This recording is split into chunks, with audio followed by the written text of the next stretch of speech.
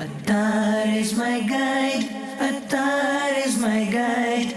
By the grace of Allah, Attar is my guide. My murshid has changed millions of lives. The prophetic sunnah, he is revived. The leader of the Sunnis, he is our pride. By the grace of Allah, Attar is my guide. Alhamdulillahi Rabbil Alameen, wassalatu wassalamu ala Sayyidil Mursaleen, amma ba'd, fa'a'udhu billahi minash shaitanir rajeem, bismillahir rahmanir rahim. As-salatu wassalamu alayka ya Rasulallah, wa ala alika wa ashabika ya Habiballah. As-salatu wassalamu alayka ya Nabiyallah, wa ala alika wa ashabika ya Noorallah. Dear Islamic brothers, dear viewers and listeners of Madani Channel, welcome back to this episode of the silsila Discourses of Attar. Remember, at the beginning of the silsila, try to make as many good intentions as possible to gain maximum thawab. For example, I will listen to the silsila for the pleasure of Almighty Allah Azza wa Jal. I will note down the important points. I will try to practice upon them, encourage them amongst my family members, my spouse, my children, and my society. In this manner, whatever good intentions you can make them now. Inshallah ta'ala, we will gain maximum amount of thawab and rewards. There are countless benefits and blessings for that person who recites durood and salawat upon Rasulullah sallallahu ta'ala alayhi wa alihi wasallam. In a very beautiful hadith, our Aqa, our master Rasulullah sallallahu ta'ala alayhi wa alihi wasallam has mentioned, the summary of which is that person who recites durood, salawat or salutations upon me 200 times on a Friday, then 200 years worth of his sins will be forgiven. Subhanallah. Sallu ala al-Habib, sallallahu ta'ala ala Muhammad, sallallahu ta'ala alayhi wa alihi wa sallam. Salatan wa salaman alayka ya Rasulullah, sallallahu alayhi wa sallam. Dear Islamic brothers, dear viewers and listeners of Madani Channel, we all desire forgiveness. This is one beautiful way, a beautiful method to attain forgiveness from Allah Azza wa Jal, to continue in reciting abundant durood. And even when we recite durood sharif, salawat or dhikrullah, if possible, make the intention of sending us isal thawab, conveying this reward to the deceased family members or friends or relatives, in fact to the entire ummah of Rasulullah sallallahu ta'ala alayhi wa sallam. In this regard, we must be aware that one can cause some kind of difficulty for deceased members of our family or any Muslim in fact when we are visiting the graveyard. Listen carefully. Remember, to cut the dry grass from a graveyard and to take it is permissible, but it is not permissible according to the sharia, the Islamic sacred law, to allow animals to walk or to graze on the graves. Al-Hazrat, the Imam of the Ahl Sunnah, Imam Ahmad Raza Khan, Rahmatullah Ta'ala Ali, has stated that this faqir, humbly referring to himself, has heard from his fellow disciple Sayyidi Shaykh Abul Hasan Nuri, Rahmatullah Ta'ala Ali, that there was a place called Ganje Shahidan, the land over a collective grave in which many martyrs, many shuhada, they were buried therein. In a jungle, this was situated near a jungle by Marehra Sharif in Hind, where a man, he would take his buffalo to graze. One day, there was some soft area in this place, and suddenly the hoof of this buffalo got wedged and stuck in the ground. And it was discovered that there was actually a grave there. A sound then came from the grave that, "Oh man, you have caused me trouble as the foot of your buffalo has stepped on my chest." Dear Islamic brothers, dear viewers and listeners of Madani Channel, from this we learn that the martyrs are alive and their bodies remain intact in the grave. Umarah bin Hazm, Rahmatullah Ta'ala Ali, has stated the blessed and beloved Rasul sallallahu ta'ala alayhi wa alihi wasallam saw me sitting on a grave and said, O one on the grave, come down from the grave. Neither trouble the buried one, nor get troubled by him. From this Madani narration, those who go with the funeral processions to the graveyard and sit on the graves carelessly during the burial should take heed. Hazrat Sayyidina Qasim bin Mukhimar rahmatullah ta'ala alayhi has stated, a man once put his foot on a grave upon which a voice came from within this grave saying, Ilayka anni wala tu'dhini, means move away and do not trouble me. Sayyidina Abu Qilaba radiyallahu ta'ala anhu has stated, I would travel from Syria to Basra, Iraq, and one day I went down into a trench. I performed wudu and performed 2 rak'at of nafil optional salah. Then I rested my head against a grave and slept away. When I had awakened, I suddenly heard the one buried in that grave complaining and saying, لَقَدْ آذَيْتَنِي مُنْذُ اللَّيْلَةِ, that is, you have troubled me the entire night. We know and you do not know, but we have no power over deeds. The 2 rak'at of nafil salah that you offered is better than the world and everything in it, the deceased person is saying.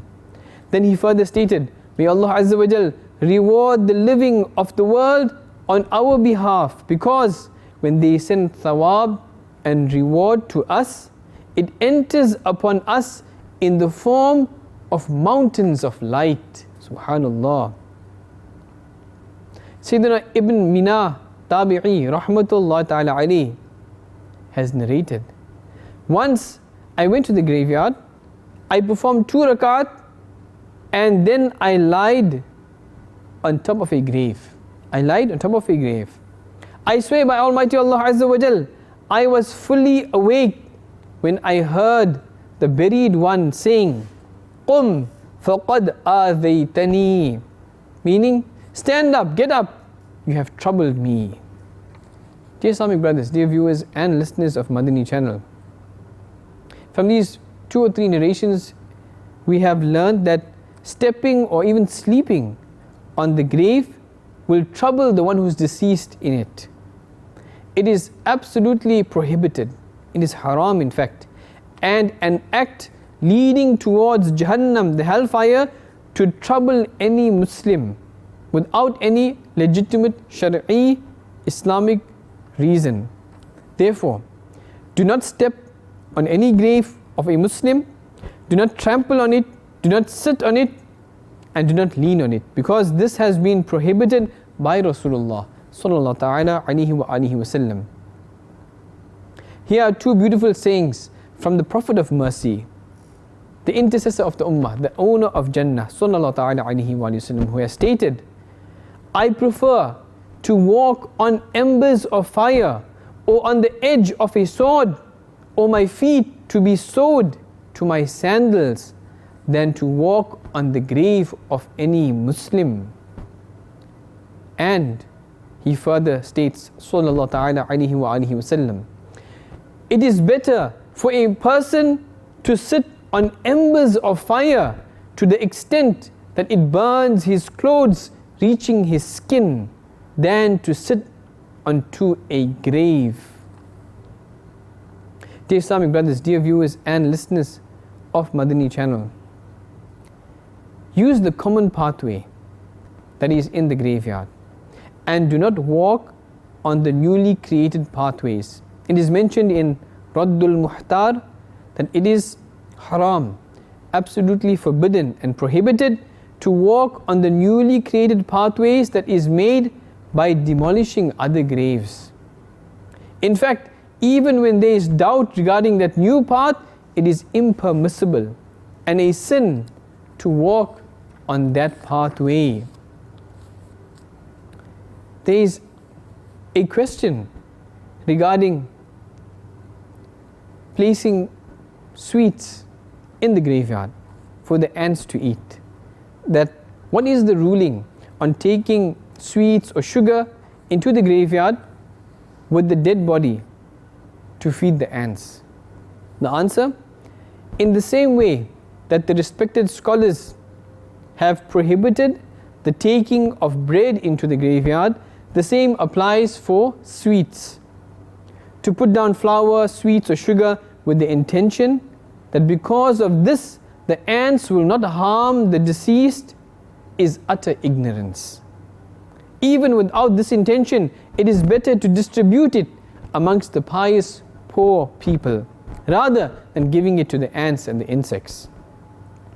Further, give charity as much as you wish at your home.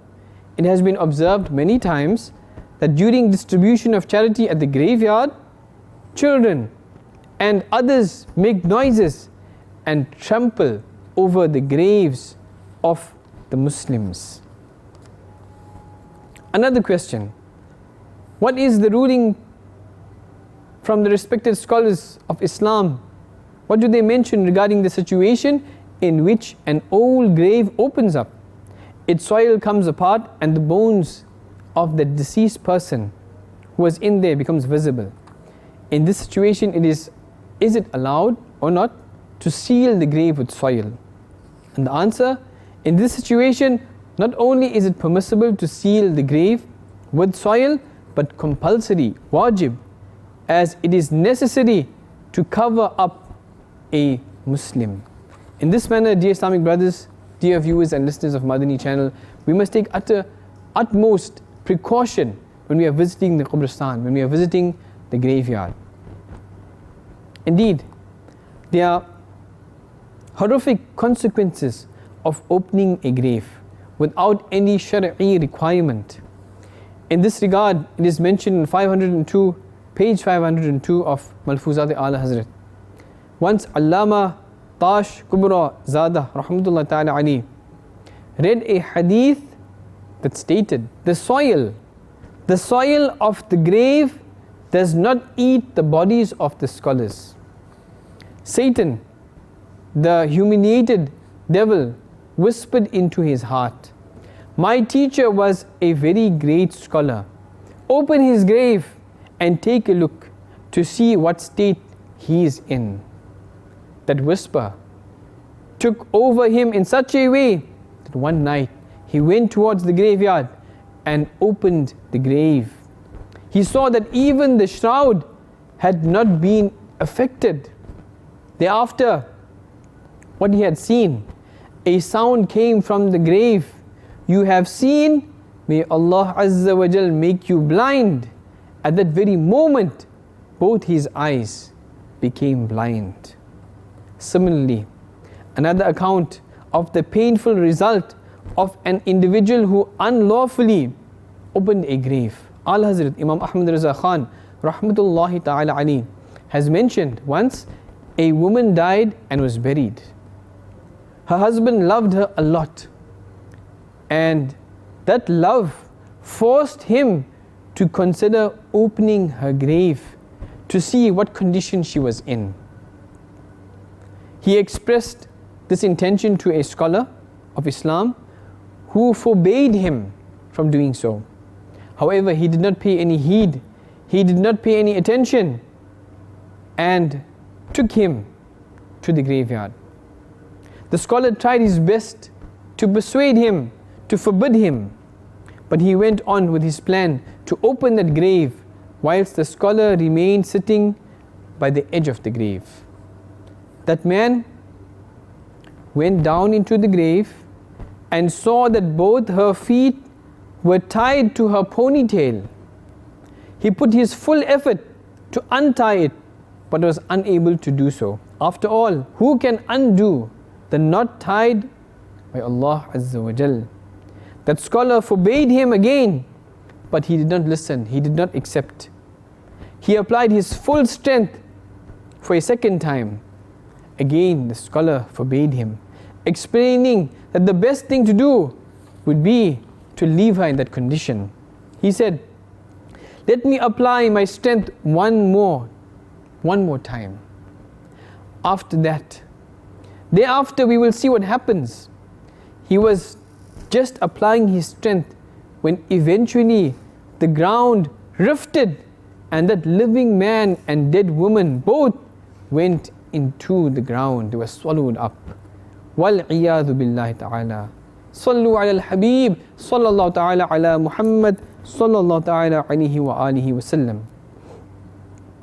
When people die whilst away from their hometown, sometimes they are then buried temporarily. Then when there is an appropriate opportunity, they are taken out and transferred to their hometown to be buried there. This is not allowed. This is impermissible actually. In an answer to a question relating to this, Al-Hazrat Imam Ahmad Raza Khan Rahmatullah Ta'ala Ali has stated that this is haram, absolutely forbidden and prohibited. It is not permissible to open the grave after burial. If anybody buries a person in a plot of land or in a field without the consent or permission of the owner, then the owner has the authority and choice to have this body taken out, disinterred, to level the ground, to build on that land, to farm on this land, and to do as he wishes. In this regard, the respected scholars of fiqh, Islamic jurisprudence, have stated the deceased should not be disinterred, that is removed after burial, except for fulfilling the right of somebody. For example, if it was on the land that had been seized, the owner will have the authority to remove this body or to level the grave to the ground. In reply to a question regarding this, Al-Hazrat Imam Ahmad Raza Khan Rahmatullah Ta'ala Ali has stated that calling the landowner towards righteousness, that this is the truthful ruling of the scholars of fiqh, the scholars of jurisprudence. That is, there is permission in the sharia for doing so. However, a Muslim should be gentle at heart and merciful towards other Muslims, especially the deceased Muslims. Almighty Allah Azza wa Jal has stated in Surah Fath, verse 29, Ruhama ubaynahum, and tender amongst themselves. If you will pardon this and allow the unlawfully buried dead person to remain buried in his land, then Allah Azza wa Jal will also pardon his sins, the landowner. As is mentioned in Surah Nur, verse 22, أَلَا تُحِبُّونَ أَن يَغْفِرَ اللَّهُ لَكُمْ. Do you not love that Allah should forgive you? If he does a favor to his deceased brother, then Allah Azza wa Jal will bestow his favors upon him as well. Remember, كَمَا تَدِينُ تُدَانُ. As you will do, the same will be done to you. Dear Islamic brothers, dear viewers and listeners of Madani Channel, in this way as well, we should cover up the faults of our fellow Muslims and not reveal them to everybody unless it is the demand of the sharia. We should look after one another. We should try to encourage goodness amongst ourselves and forbid evil actions. In this way, inshallah ta'ala, our society will become a beautiful garden of Medina Sharif. We will try our best, this intention we should make, to practice upon the sunnah, to practice upon the teachings of the glorious Quran and what is contained in the blessed Hadith. May Allah Azza wa Jal, the most merciful, forgive all our sins for the sadaqah and the medium of Rasulullah sallallahu ta'ala alayhi wa sallam, all Sahaba Kiram and awliya Allah rahimahumullah ta'ala. May Allah Azza wa Jal grant us the ability to understand His beautiful deen. May Allah Azza wa Jal grant us the enthusiasm to inculcate the blessed sunnah lifestyle in our lives, to practically live the perfect sunnah lifestyle of Rasulullah sallallahu ta'ala alayhi wa sallam, and grant us good intentions, a good shaheed maut, a good maut with iman in the beautiful city of Madinatul Munawwara, in the shadow of the grand green dome and burial in Jannatul Baqi and the neighborhood of Rasulullah sallallahu ta'ala alayhi wa alihi wa sallam in Jannatul Firdaus. Ameen bijahin Nabiyyil Ameen sallallahu ta'ala alayhi wa alihi wa sallam. Sallu ala al-Habib sallallahu ta'ala ala Muhammad sallallahu alayhi wa sallam. Attar is my guide, Attar is my guide. By the grace of Allah, Attar is my guide. My Murshid has changed millions of lives. The prophetic sunnah, he is revived. The leader of the Sunnis, he is our pride. By the grace of Allah, Attar is my guide.